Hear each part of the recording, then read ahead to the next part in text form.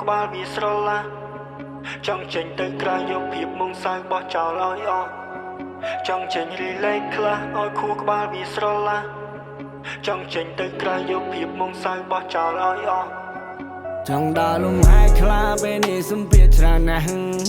បញ្ហាមកជន់កតែខ្ញុំខំរើបំរាស់គ្មានសល់អីជាប់ខ្លួនហើយវេក៏កាន់តែចាំងពេលនេះទៅដុលនៃជីវិតបានកាន់តែច្បាស់ជីវិតខ្ញុំនេះលំបាកខុសគេធ្វើការដល់ណៃ all day ខំប្រឹងខ្លាំងណាស់ដែលបណ្ដៃគ្មានន័យជាដុំកំពួនទេខ្ញុំតែងតែលួងខ្លួនឯងថាទៅមករួចជាអូខេជីវិតគឺវាតែប៉ុណ្ណឹងមានរូបមានទុកថាมันខុសគ្នាទេ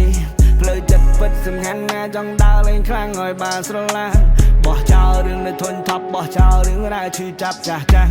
សំពីនេះជាប់ស្មាសំពីសំពងអូយអូឆ្ងន់ណាស់បណ្ដោយទៅតាមកម្មទៅធ្វើម៉េចបើកម្មយើងនេះវាក្រាចាបត់នេះស្ដាំនៅពេលមេឃភ្លៀង